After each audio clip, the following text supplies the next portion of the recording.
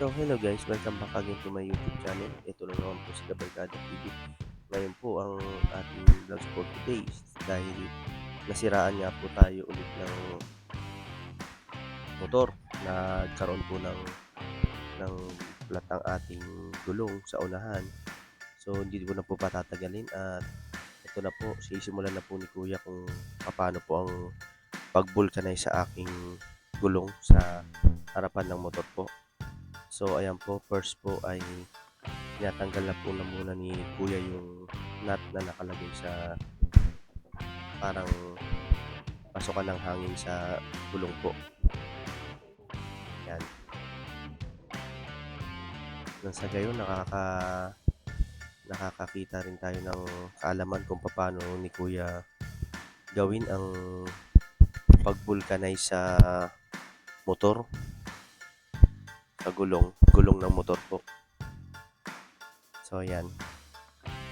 Nilagyan niya po muna ng langis kasi hindi niya matanggal yung nut na nakalagay sa parang pito po ng pasukan ng hangin. And then, ayan na po mga kabarkada, tinatanggal na po ni Kuya yung interior sa loob po. So medyo nahirapan siya kaya ginamitan niya po ng pangkalawit. Yan. Kapag sobrang tigas po ang gulong at lalo na pagbago pa po ay diyan po nahihirapan po ang mga nagbo-vulcanize. So yun. At konti na nga po na tatanggal ni Kuya po yung yung gulong para makuha po yung interior sa loob ng gulong po. And then yan na. So tinanggal niya na po yung hangin sa interior, no? At kinuha niya po yung tubig. Diyan niya po ilulubog yung interior po, yung goma na yan. At nilagyan niya na nga po ng hangin. Sinisilip niya na po kung saan po banda nagkakaroon ng parang bula para makita niya po kung saan po galing ang butas. Yan.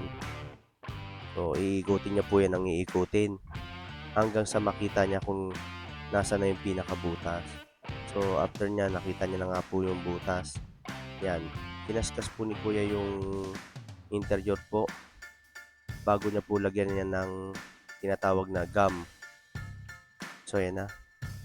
Kumuha po ng piraso ng gum si Kuya at ididikit niya na po yan sa interior po, doon sa may butas. Yan. Okay. Dininan niya na po. Tatanggalan niya na ng hangin dahil ang sunod niyan ay ilalagay niya na dyan sa parang mainit na may apoy. So, dalawang klase po kasi ang pag-vulcanize, no? Meron na po kasi tinatawag na yung de kuryente. Tapos, yung isa po ay manual. Mano-mano. Itong ginagawa po ni Kuya ay mano-mano. So, ayan na po. Ilalagay na po ni Kuya yung interior ko. Sasalpakan niya na po yan ng parang plancha na kung tawagin eh yung mano-mano po. So, ayan na po kung nakikita ninyo. Ayan o. Nagbabaga po yung yung apoy. Yan. Ihigpitan po ni Kuya yan. Para sa ganon, yung dinikit niya pong gum dyan sa may interior po, kumapit po ng husto. So, papabayaan po niya yan hanggang sa mga 15 minutes or 30 minutes. Kasi, para madikit po yung gum. And then yan po, sinisilip po ni Kuya kung may sumabit po ba dito na matulis na bagay sa may loob po ng aking gulong sa may unahan. Para makasigurado na pag inilagay na po ulit, ay okay na. So guys, yan na po, no? Ayan na. Okay na po yung interior at naiano na nga po. Tapos na siya. Ibabalik na po ni Kuya. Pagkabalik po niyan, ano na po yan, lalagyan niya na po ng hangin ulit.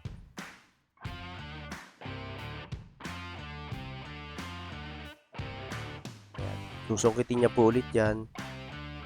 Yan, hanggang sa maibalik niya po uli yan. Yan, inuna niya na po muna yung sa may pito po. Yung lagayan ng hangin. At saka isusunod niya na po yung pinaka goma na. Yan na, dire-diretso na po yan. Once na maipasok niya na po yan, ay hindi na po siya mahihirapan. Yan. Yan, dahan-dahan niya pa.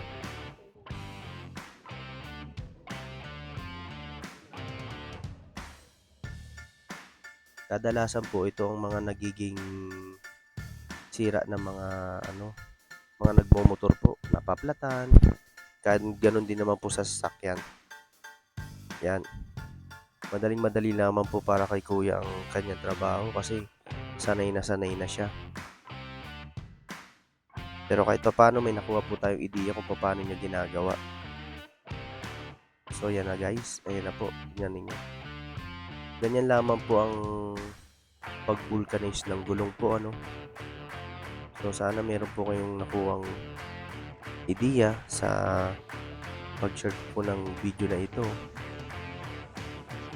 Kung paano po ang tamang step ng pag-vulcanize sa gulong na kapag kayo ay napaplatan.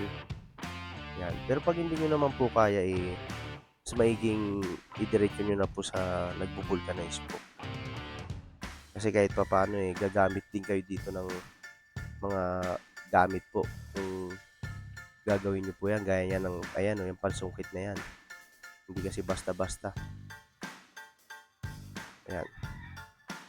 Malapit na yan. Pag naibalik na ni kuya yan, yan, okay na po. Yan. Lalagyan niya na po ng hangin. Yan. Yan. Kailangan matigas na matigas para makita kung meron pang impis yan. Lagyan ng tubig. So guys, hanggang dito na lang po muli. Huwag niyo po kalimutan mag-subscribe sa aking channel. Maraming salamat po.